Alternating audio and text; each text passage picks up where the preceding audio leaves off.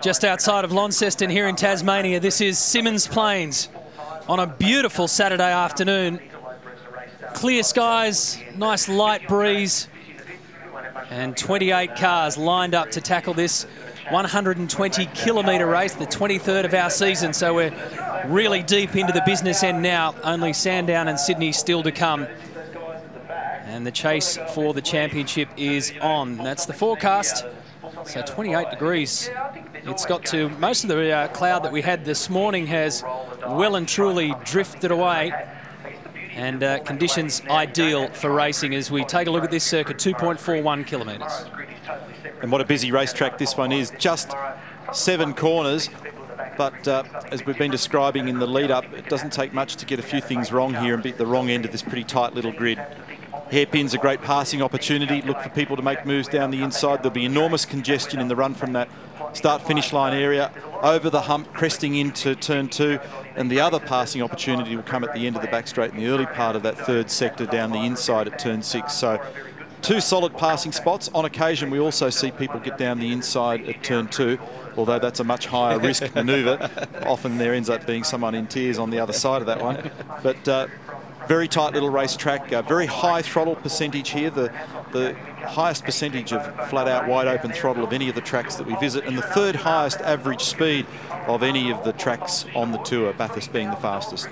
So the championship picture is this: 143 points is in it between Whincup and Lowndes, the 2 team Vodafone drivers going for the title in 2011. There's a lot of interest in 3rd spot.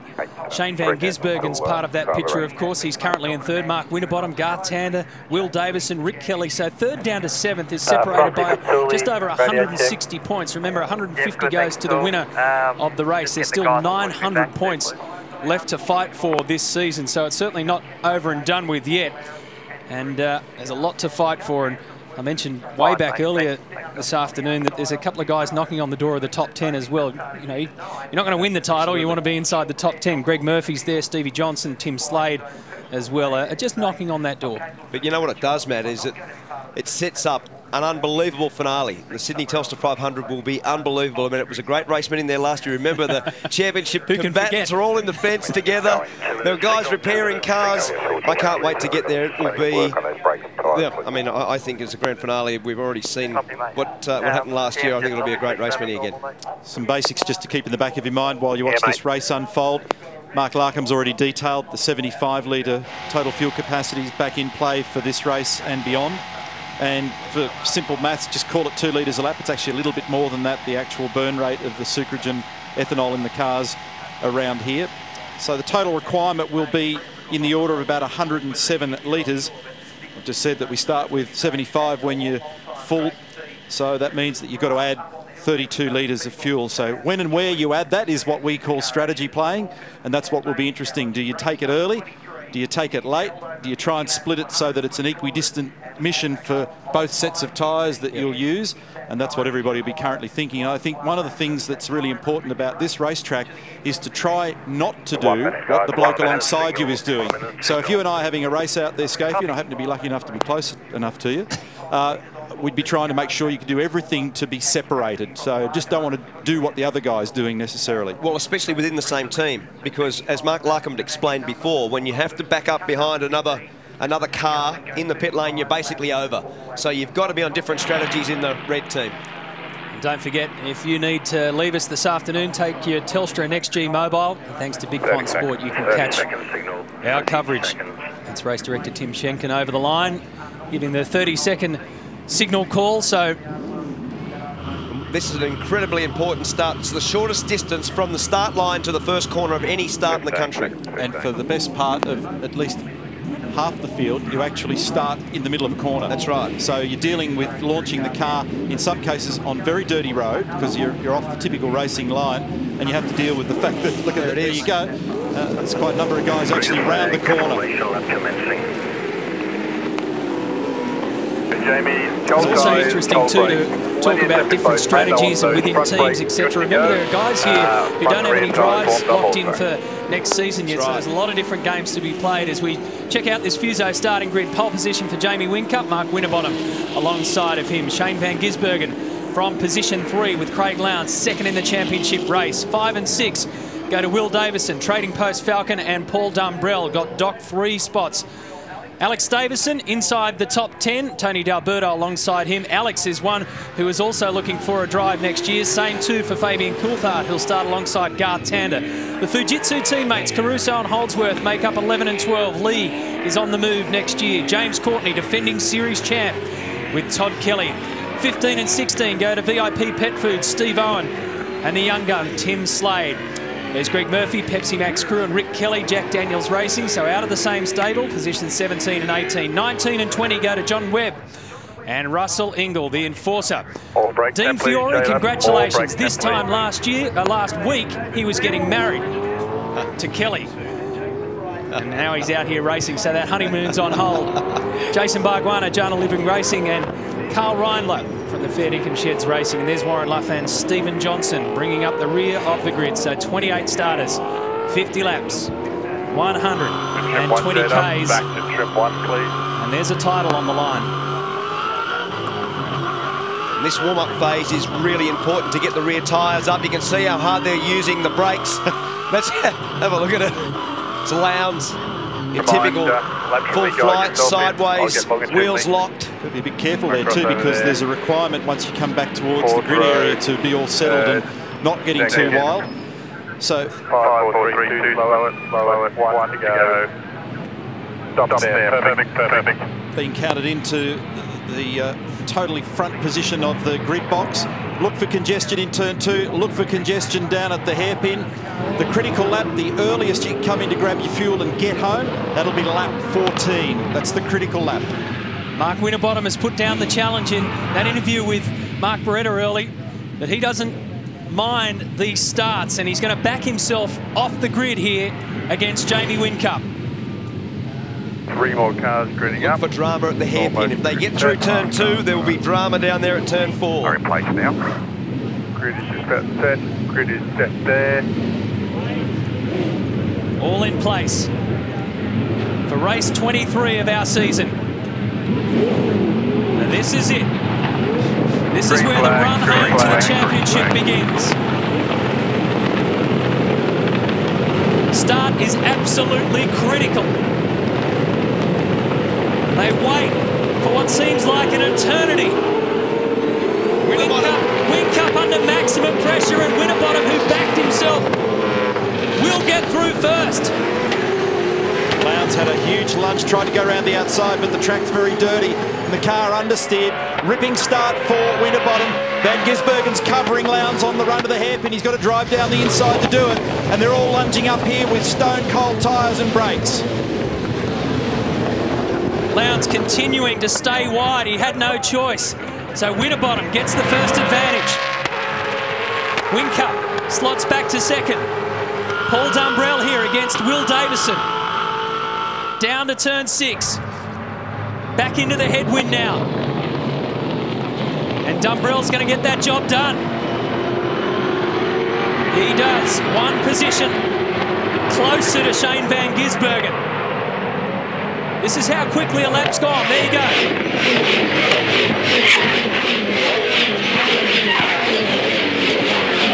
Into a rhythm, mate. Pressure on. All good.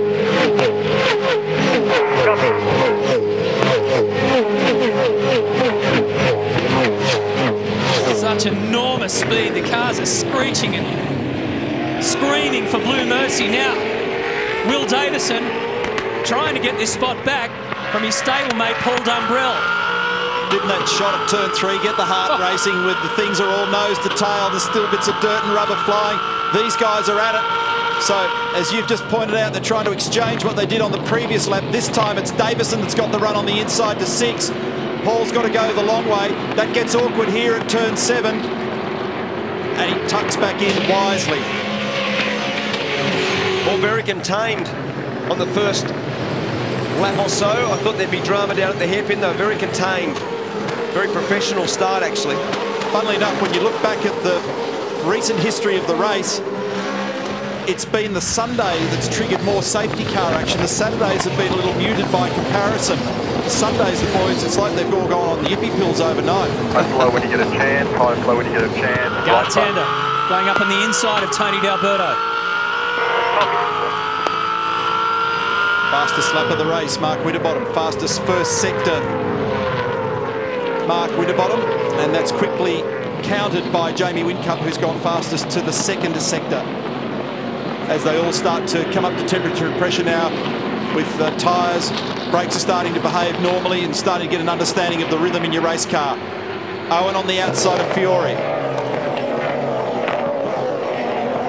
I love that shot. It really just, it gives you a perfect understanding of just how much these things rock and roll across the hump at turns 1 and 2. You've got to change the direction of the car, pull a heap of speed out of it. Tander on Davison and makes a nice move up the inside on Alex and gets it done. That's one spot up. Well, you got Tony D'Alberto exactly the same spot, exactly the same last lap around. This is the start. I thought Jamie Whincup got off to a good one, but it just dug down a little bit. And Mark Winterbottom was in the perfect position to go straight to turn 1. That's where all the congestion that you mentioned happened, but everybody was well behaved. They went out to the side. Watch this. The car lurches across to the right-hand side on the wheel spin. Reason was, as soon as he actually cued the start and dropped the clutch, it bogged a little bit, so then he had to gas it up more to get it away, and it burst into wheel spin. Warren Luff now in the garage. Fastest lap of the race done by Shane Van Gisbergen in 3rd spot as they go searching for the trouble at Warren Luff's car. So on approach down here to the hairpin, up to about 245 kilometres an hour, back down to 50. They're very high up at the hairpin at turn 4, then the line taking for both the lead guys was up to the midpoint, perhaps even beyond that. So they're kind of using it like a berm, high and wide, trying to keep their rolling speed up. It's fascinating how many different lines are being taken. 265 maybe tops, down to turn 6. So Winterbottom holding off Whincup, Van Gisbergen 3rd. Holder at the fastest lap of the race. Coulthard here and Caruso arguing for position. The undulation of the track. There they go again. Just nose to tail the whole way around. There's no let up. It's not the widest circuit in the world either. Back down to the hairpin. This time Dumbrell gets on the inside of Alex Davison for 7th. And his sector splits have been very good the last couple of laps. So clearly, as we've seen here last year and also in early practice and qualifying, his car's well set at the moment and he's enjoying driving and he's getting the most out of it. So he's marching on, recovering from that 3-spot penalty after qualifying. That's a pretty big penalty around here, the way things pan out. If you can get yourself in the first couple of rows of the grid, it does make a big difference to the outcome. 52.1 is the fastest lap now from our leader, Mark Winterbottom, who's getting into a good groove. He's got a half a second advantage on Jamie Whincup. That yelp that you heard in the background then was Garth Tander at turn 2, currently in 6th position, locking the inside front. So this is down at the hairpin now. First gear here, listen for the gear shift. Nice and clean to second, but a bit of wheel spin as he grabs second. Let us know if it's too bad. This is the bit of track that Mark and I have made reference to a couple of times this weekend. Top gear, bit of a roller coaster ride, a dip in the road. That's the cue to brake. A little bit of headwind again today. Helps pull you up. Patience with the throttle here for the last corner. Short shift and then fantastic load. The car slides all the way out to that white line and you can stand as a crew member just in that pit lane with the debris fencing in the way there. It's one of the wildest views you see of these cars. And then up against this wall where we've got a camera placed and we've seen a couple of those ripping shots. So that's James Small in the background talking to Paul Dumbrell. He's new to the engineering role on this car this weekend. Dave Patterson's moving on to the development series program that's been announced at Ford Performance Racing. Big wheel spin in second there. We were saying before in qualifying that sometimes you can use the clutch there to dampen that amount of wheel spin. A lot of wheel spin as Lowndes pulls right up onto the back of Van Gisbergen and Whincup right onto the back of Winterbottom. Well, Jamie Whincup has literally cut the deficit in half in the space of a lap and a half. That will be the fastest lap of the race, 52.06 for Whincup.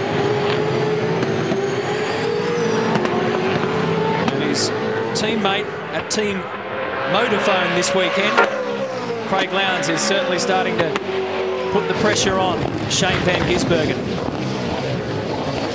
So our championship contenders are all pretty close, but Mark Winterbottom is the man in front.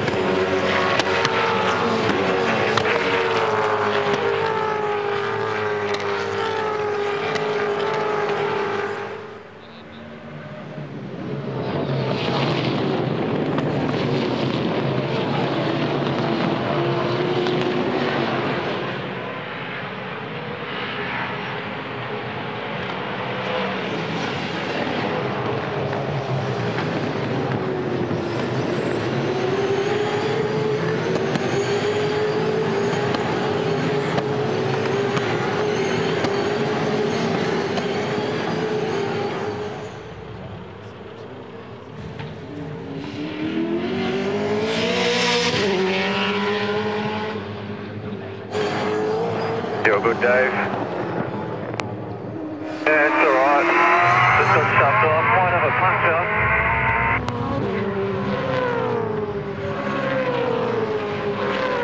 Yeah, 3 extra last quarter, mate.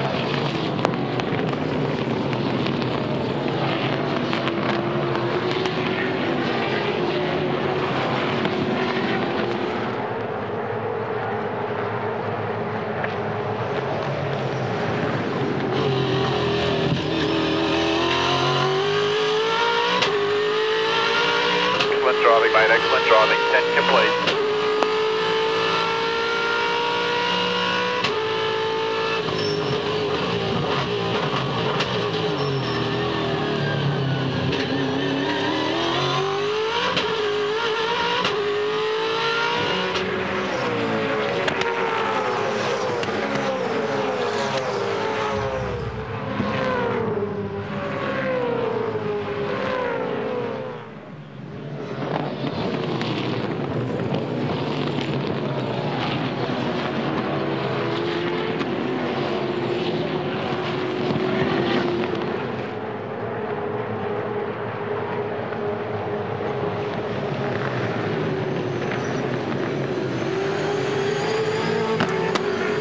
Welcome back, our first change for the lead in this race. Jamie Whincup, the pole sitter, has got it back from Mark Winterbottom. Literally just in the last half a kilometre. Got the job done. So he was waiting and waiting to pounce. Whincup pulled it off down at turn 6. Watch this, Winterbottom stepping aside. So just a half a lap ago. It's been all very gentlemanly so far. Even all the passes that Garth Tander put on. This pass here, Jamie just gets it done, and at the end, Mark Winterbottom leaves him enough road, gives him a little bump at the end, but very, very easy manoeuvre, in fact, for Whincup. And this is the drama that we missed a second ago, which is Dave Reynolds around there outside of these guys, Steve Owen and Russell Ingall, and then out into the boonies, and this is very, very fast. Very lucky not to go in that tyre fence. So on board with Ingall, that's Steve Owen right in there. Dave Reynolds can't get back to the inside again, so he's caught wide. There's a little bumping duel, and then off the road. And that's just at the change from 3rd to 4th gear for the final corner. And now Lowndes right behind Van Gisbergen. Craig will have seen Whincup get by Winterbottom, and now he'll be very energised to get by Van Gisbergen.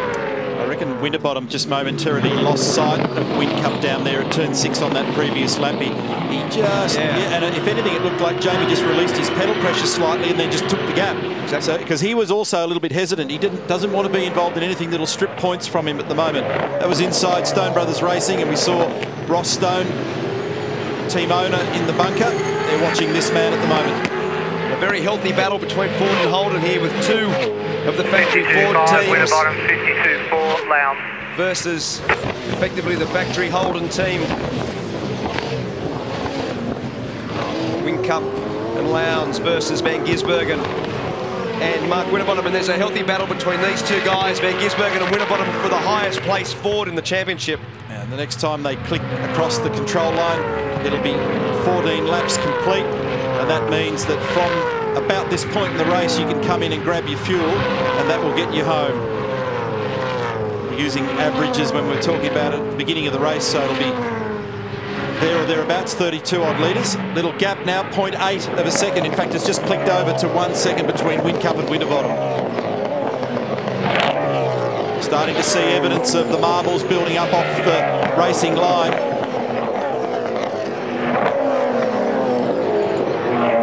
There's a lot of guys complaining about the brakes, Neil.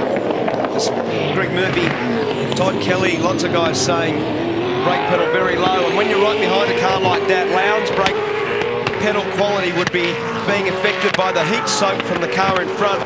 So the engine gets hot, the car gets hot, the brakes get hot. And the way that you use the brakes here at the hairpin and then right here at turn 6, probably one of the hardest places on brakes in Australia now. Well, I think now that we're using the shortened version of the Gold Coast track, this has probably gone back to being the toughest on brakes, because there's very little in the way of recovery time between the turn 4 hairpin and the big application again in turn 6. Even this one puts a fair old load back into the brake cycle. So 3 big hot stops in only 50 seconds. I can hear a lot of people from 5 to 10 laps ago all reaching for the water assistance. They squirt atomised water into the brake ducts on the front of these cars just to lower the charge of air that goes into the hub and in through the brake rotor. Make sure you and it has a remarkable effect, but unless you've got all that stuff just right. Trouble up here, D'Alberto out wide. Todd Kelly mixed in there as well, and James Courtney together with Michael Caruso. That's all at the hairpin turn 4. This is not over, because Courtney's in behind with Todd Kelly and Caruso as they get around this 265km/h big fast sweeping corner. We call it the straight, but it's obviously a corner. And now he gets it done, but he's not even doing the crisscross, and there's Courtney trying to push him into the spot. Lowndes, Will Davis and Paul Dumbrell all in pit lane, so they are the first to respond to the opportunity to come in, grab tyres. Do they do 2 or 4 is the question, and grab the minimum amount of fuel required to make sure that they get home. And that was interesting, because Craig Lowndes, in that little game of cat and mouse with Shane Van Gisbergen, was tagging him but couldn't get past him.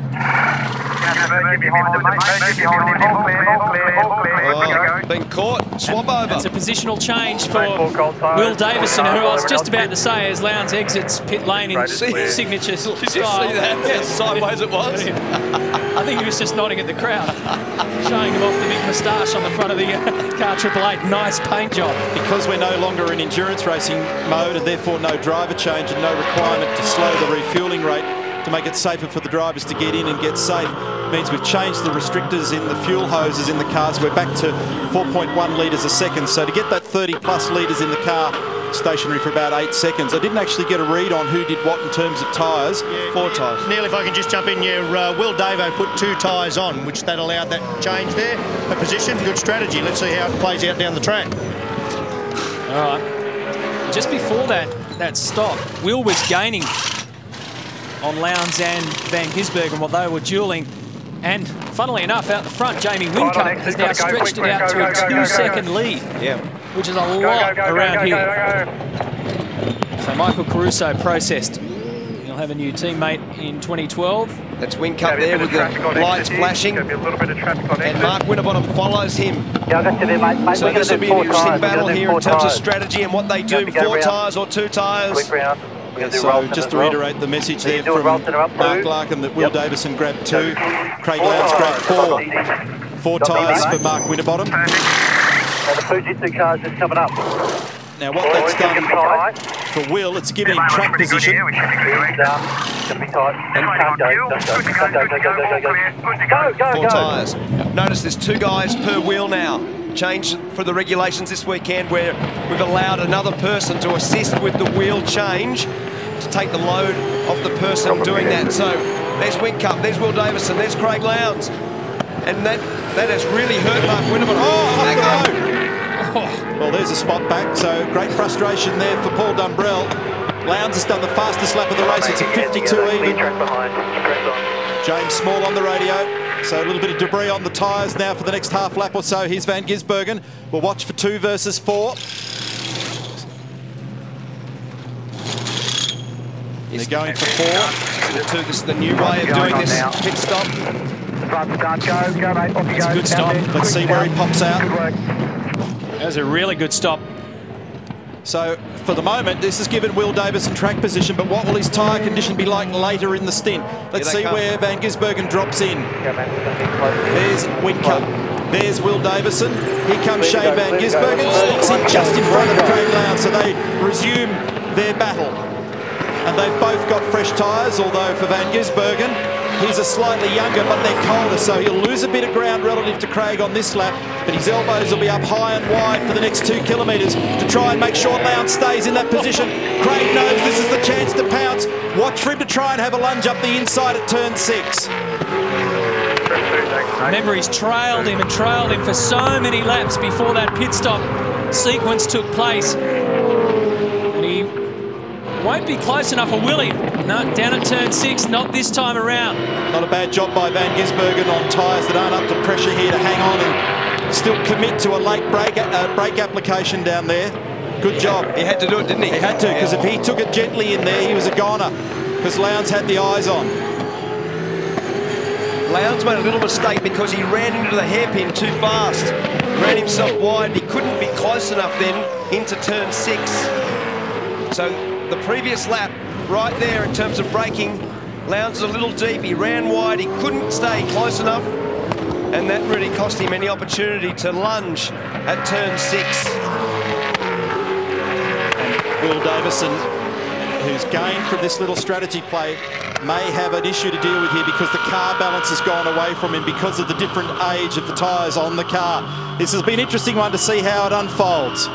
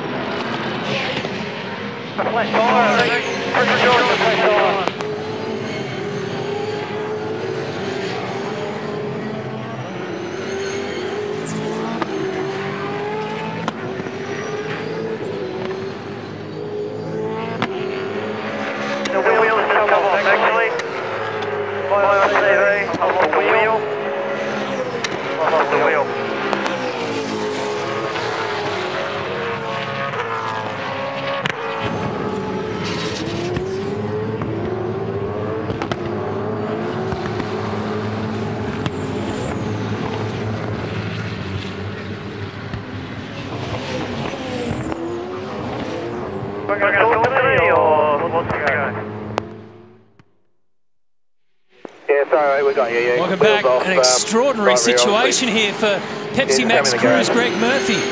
Look at this. Off it goes. Just went all by itself. We're very fortunate that that stayed in the confines of the racetrack there. We saw a hub drama with Todd Kelly's car, Jack Daniels' Holden Commodore. The Bathurst safety car's now being deployed. So I just wonder whether there's an issue here with these guys. There it is again, the replay. It just completely parts company. And fortunately, it grabs the barrier on the way. And Greg's made his way back round to the pit lane area, and then the big worry next in when you see something like that is whether or not it gets clouded by another competitor coming. So fortunately, we've all dodged a bullet there.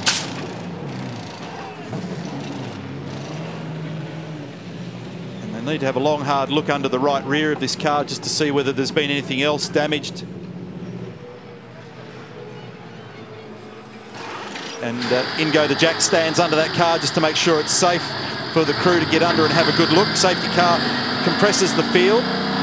So all of the key runners at the front of the field, we know, have put on 4 of the Dunlop soft tyres, and the egg ring round the outside, which retains heat and tries to evenly distribute brake temperature front to rear, is pretty severely damaged on that car, so they might need to drag that back into the garage.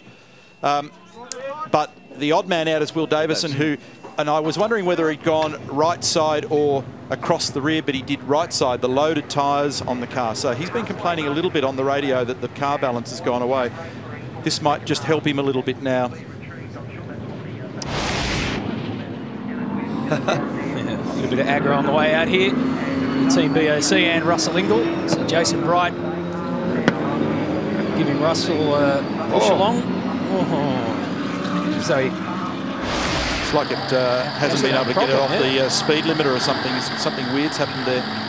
Yeah, but why didn't Russell accelerate? I don't. Maybe he couldn't unlatch the speed limiter or something like that. I don't know. It just didn't go, did it? Yeah, but he was under the safety car, but why? I didn't realise why the other guys were all trying to round him up based on that. So, anyway, we'll just try to sort that out for you. He's back in again, so he's obviously got something wrong. He's doing more than 40k, so I don't... And the left-hand front wheels off. That's why he didn't accelerate away. So we've had plenty of drama there. He may have done the diagonal because that's what he did last year. So that left-hand front tyre, they were changing left front for right rear last year in terms of the strategy. And obviously that tyre has never been on. That's been hanging there the whole time. Wow. And the hub will be damaged. So,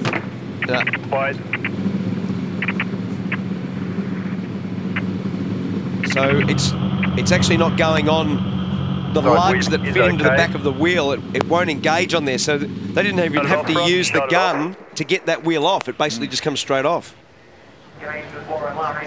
So that's why he didn't accelerate away now. Yeah, very good explanation, Mark. Thank you for enlightening us.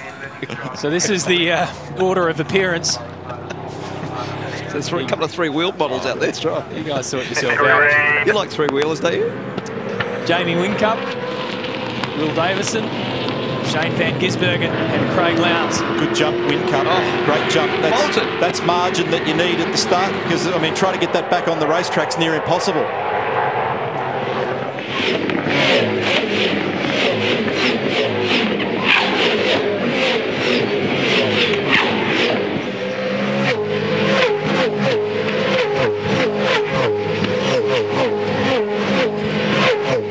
Exit of turn 3, now down to turn 4. So Whincup has got off to a flyer at the start. Down at the hairpin.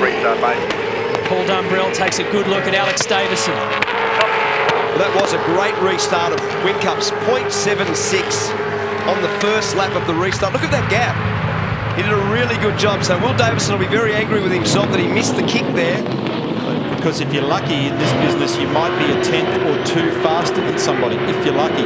So to put that in perspective, even if Will's a 10th quicker, it takes 7 laps to recover from the gap that you lost at the very start of the race. And that was evident almost from the control line. Russell's giving it away, so that whatever the issue is in the front left corner of that car, she's going nowhere. Gee, Will Davison was very close to knocking our camera off the fence there. Right out to the Armco. Started from 5th, Will. Of course, gained some positions in pit lane by just putting the 2 tyres on. The rest of the field did the 4. Question is, how will that affect him at the back end of this race? On lap 28 out of 50. Watch this from Jamie Whincup. So he's playing a little bit of cat and mouse now and then. See you later, fellas. Gone. Bye-bye. I mean, he only just made the corner, but it was a very good restart, wasn't it? How's the gap? And so as they cross that control line there now, it's officially 1.08 seconds. So he's built another 3/10 on top of the margin that he carried from the restart. So Whincup, Davison, Van Gisbergen, Lowndes, Winterbottom, Tander, Alex Davison, Paul Dumbrell. And this is the one... that's on camera. That was Lee Holsworth. Will Davison was so close to doing the same thing the previous lap. James Courtney very high on the road also at turn 4. We've seen Craig Lowndes up there a lot too in this battle that he's having with Shane van Gisbergen.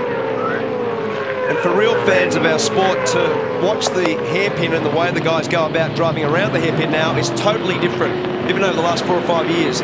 They use the banking, as you said, like a motocross berm, and they don't run down the inside, the lower line, and use a tight line like it's always been traditional to do so. So when you watch the hairpin, it's a much different technique, and they try to optimise the mid-corner speed in first gear. Okay, maybe low because of the safety car, just give it a lap or two, hopefully it'll come back up. Taking a look at Fabian Coulthard, who will be going flat out for the end of the year to try and secure and make sure he's got something in the bank for 2012 as Russell Ingall moves to Walkinshaw Racing. So Jamie Whincup, our race leader, by 1.2 seconds over Will Davison.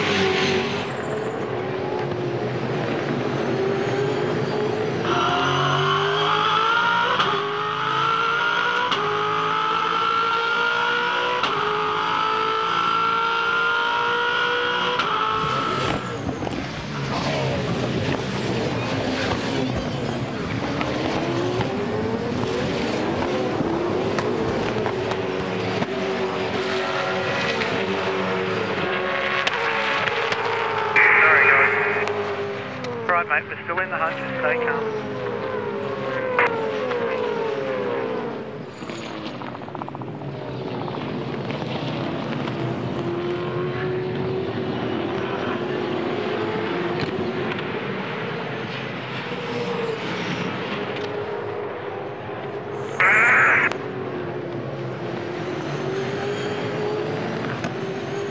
This is a ripper battle.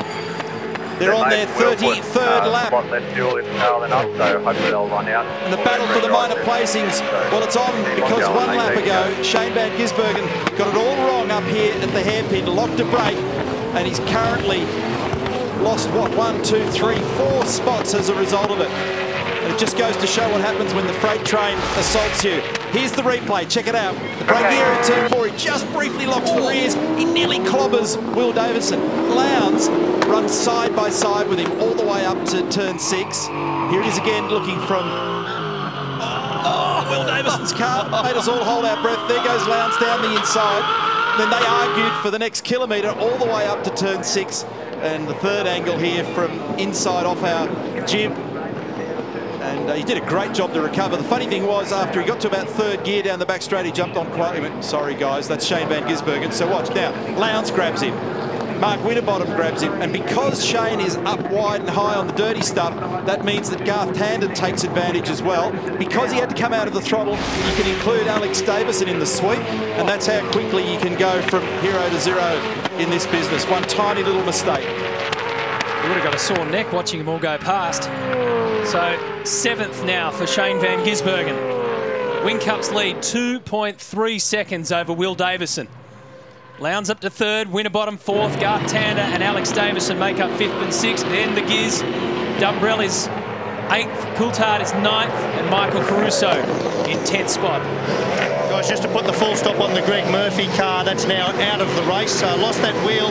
They couldn't actually get another wheel on. It appears it's damaged the drive pegs, so a new wheel wouldn't engage properly on there. And they're expecting they'd get excluded from the results for losing that wheel anyway, so really not much to be gained.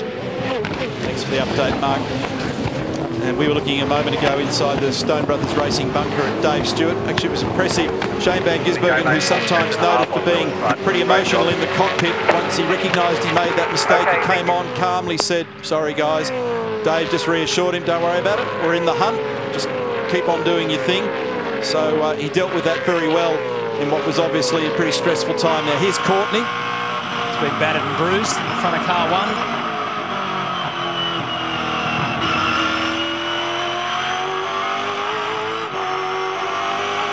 Defending series champion. Was hoping, after knowing that the title chase had gone away from him, was hoping to at least have some luck in the Enduros, which the Holden Racing team did, the other side.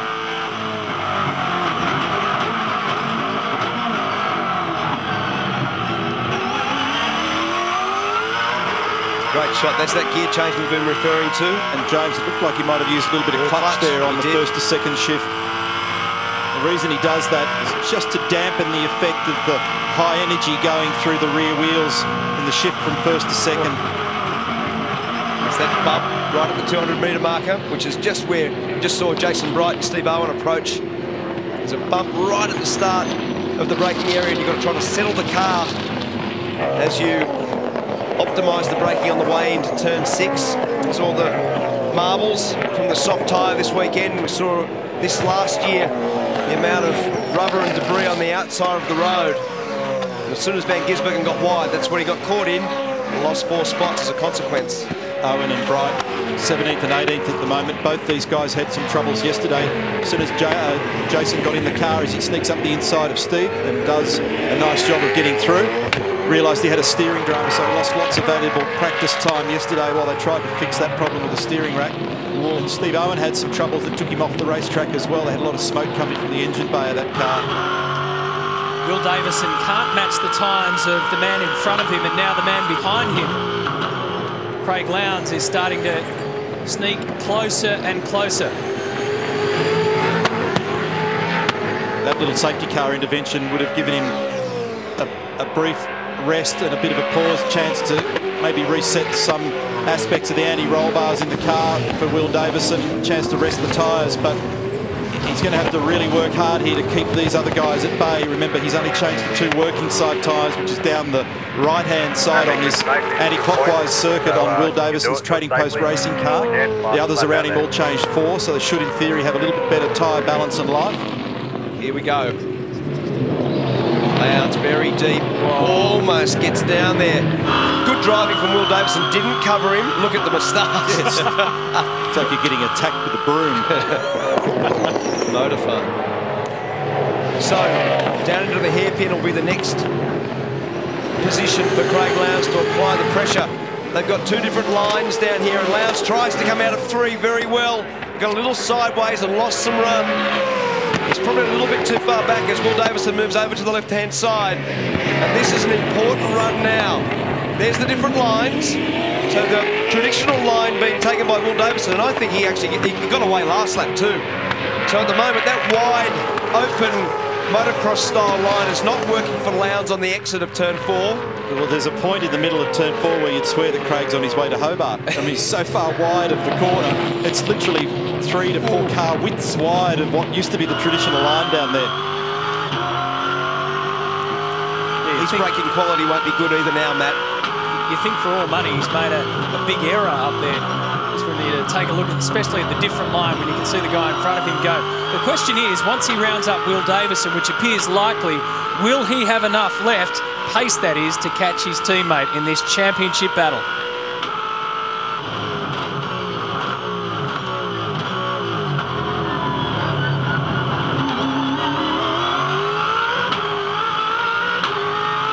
After this on late, keep it nice and smooth, be patient.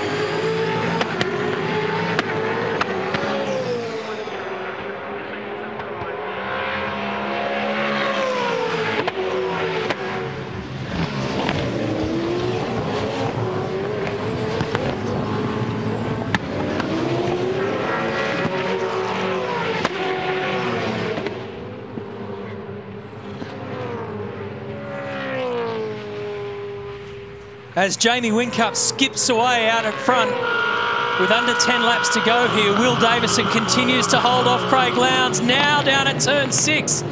Lowndes finally squeezes through. Davison had done such a great job holding him off. Lowndes, better tyres. He took 4 on in the pit stop. Davison only 2 on the right-hand side of the car. So it was always going to come to this.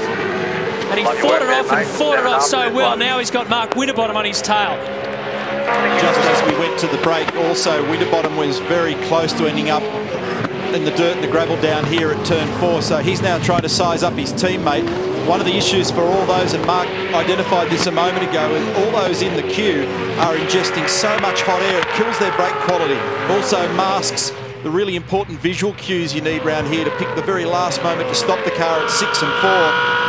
So actually sizing someone up and getting past them is a bit of a mission at the moment. And Lowndes at this spot, last lap, got down the inside of Will Davison, and it was a great pass because he only just made it. Just have a look at this.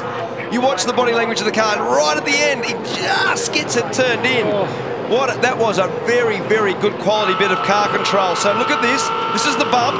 That's the bump right there.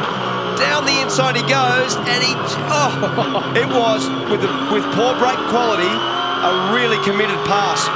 Sometimes those things like that, in terms of championships, they make big differences. There's Jeremy Moore and Adrian Burgess. Boys all with their little moustaches. Some of them are a bit average, aren't they, in that garage? It's a new movie, I think, being made. It's the Attack of the Bad Facial Hair. Well, Will Davison got attacked by a car with facial hair on the front, and that move was enough to make that mow almost twirl on its side from Craig Lowndes as the car squirmed its way around turn 6. Now David Reynolds, and we saw him going off into the dirt a while back. He's pulling up here alongside Jonathan Webb and gets him for position 22. So Whincup, Lowndes, Davison, Winterbottom, Tander, Alex Davison, Shane Van Gisbergen, Paul Dumbrell, Fabian Coulthard, Michael Caruso. That's your top 10. And look at this. So this is the teammates. Now Tander will have to be careful. Oh, almost gone, Winterbottom. Gone, in fact. He had 2 wheels out in the dirt. Now this is going to be a great run here for Tander. He'll position himself to get up the inside at turn 6. Let's watch and listen. Look at this. Oh, 265 kilometres an hour. Good pass with him. Yep. And that was extraordinary down at turn 4. That was 3 different ways of attacking the hairpin. Well, the teammates actually cost themselves that spot because their battle allowed Tander by. And it also showed us too how much dirt's on the top side when they come down here, because Winterbottom wasn't that far off. Watch this. He's not that far off the highest line that we've seen the guys going. Davison goes down and then... High line?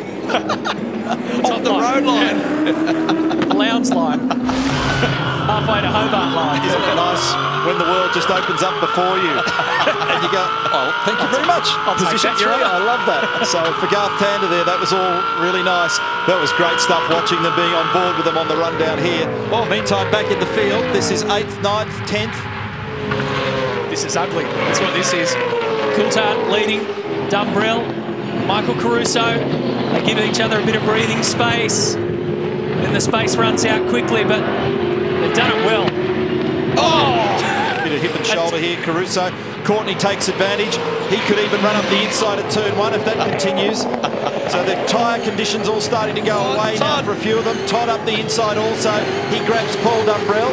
Again, whack. It doesn't take much of a shift for you to all of a sudden ups the fence just for fun, to put a full stop on the pain. Oh, how's James Courtney arriving on that set? I don't reckon Dumbrell's done with here yet. He's going for broke, and it's not paying off this time around, but James Courtney arrived at that scene down here. Say hello to Paul Dumbrell, everybody. Courtney arrived down there while they were all trying to sort it out, just went, oh, I'll just come barrelling through, hey? Yeah. And Tony D'Alberto in the Wilson Security Racing entry, who qualified 8th, he's down in 15th, by the way, so he's fared poorly in the shuffle out here. There he is in the background, so it's pretty wild stuff for a spot in the top 10, isn't it? Tim Slade buying in. Here we go. There's Tony there. Under attack at the moment from Jason Bright, who's slowly but surely been marching up. He started back in 23rd position, Jason Bright. And he's up in 16th now.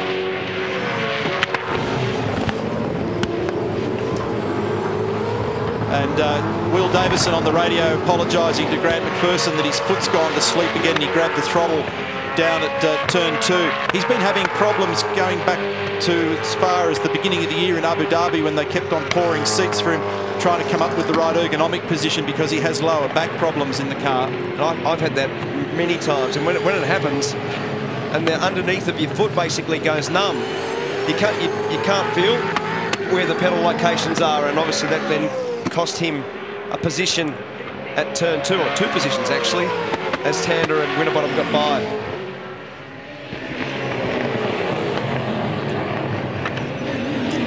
So 120 kilometres almost done.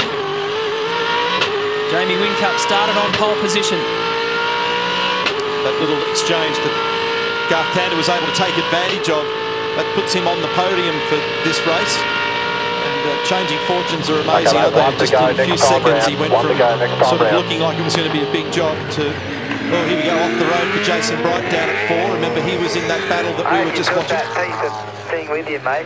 That's really great. Bad luck anyway. I wasn't going to finish behind it. I was going to finish behind it. I was going to finish behind it instead. He's just powering ahead. 7.5 seconds is the gap from his teammate. And not only that, the man who's trailing him in the championship. So this has been a wonderful job for Jamie Whincup and for Team Vodafone, now known as Team Motorphone. And the numbers just continually stack up. A 50-lap race, and this is Jamie Whincup's 50th career race victory, one step closer to getting the title back. Let's drive, mate. Perfect, perfect. Winterbottom's very close to a big attack here on Tander. Lowndes second, Tander third, holds off Winterbottom. Will Davison and his brother Alex 5th and 6th.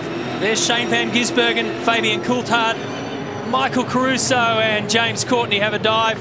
And Caruso gets there with James in a 10th spot. 8th race win of the season for Jamie.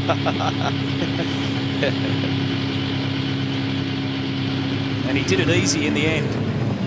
So the important thing on both sides of the garage here at Team Vodafone is that Jamie Whincup wanted to keep, obviously, his championship lead. He's done that in the best way possible by winning the race.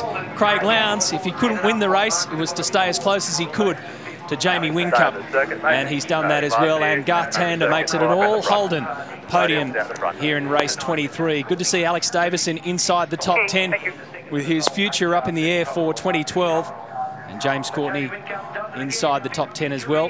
And same too for Fabian Coulthard, also looking for a drive next season. Todd Kelly in 11th spot. Tony D'Alberto, Crompo mentioned his changing fortunes, ended up in 15th. Dean Fiore in 19th.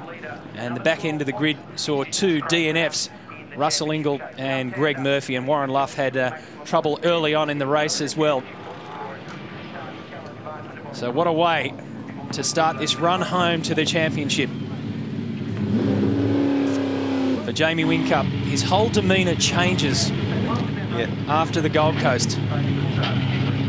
He becomes a very serious and focused man. He's like that anyway behind the wheel. And he knows this is where you win the title. It hurt him to lose it last year. Hand it over to James Courtney. He also knows he's got one of the all-time greats chasing him down in the run home this year in Craig Lowndes. So this is the office for Jamie Whincup, and he's a true professional. Goes in search of his teammate for a bit of congratulations, and oh, now we could have done with the helmet staying on. Yeah.